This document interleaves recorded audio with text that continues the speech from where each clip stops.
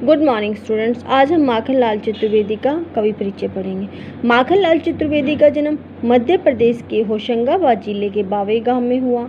सन 1889 में हुआ। वे मात्र 16 वर्ष की अवस्था में शिक्षक बन गए और बाद में उन्होंने अपने अध्यापन कार्य को छोड़कर प्रभा पत्रिका का संपादन भी किया।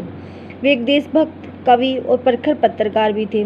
उन्होंने करमवीर और प्रताप पत्रों का संपादन भी किया और सन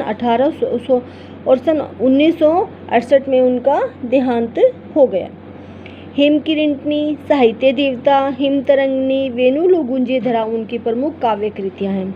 उन्हें पद्म भूषण और साहित्य अकादमी पुरस्कार से सम्मानित किया गया, जो श्रेष्ठ कवियों को दिया जाता है।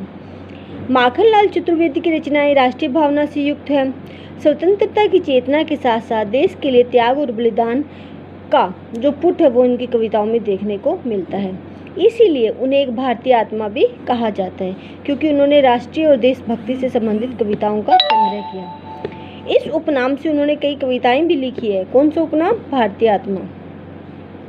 वे एक कवि, कार्यकर्ता थे और स्वाधीनता आंदोलन के दौरान कई बार जेल भी गए। उन्होंने भक्ति, प्रेम और प्रकृति संबंधी कविताएं भी लिखी हैं।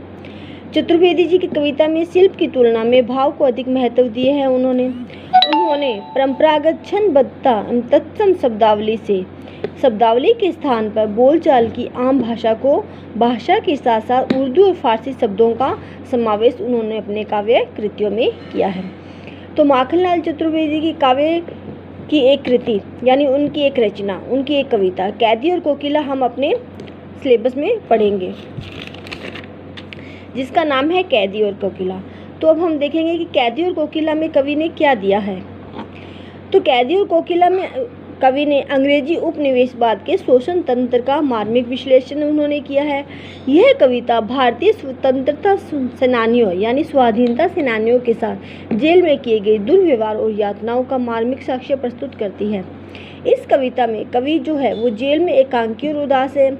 कोकिल से अपने मन का दुख, असंतोष और अंग्रेजी शासन के प्रति अपने आक्रोश को व्यक्त करते हुए वह यह कविता लिखता है और कोयल से कहता है कि यह मधुर गीत गाने का नहीं बल्कि मुक्ति के गीत सुनाने का समय है।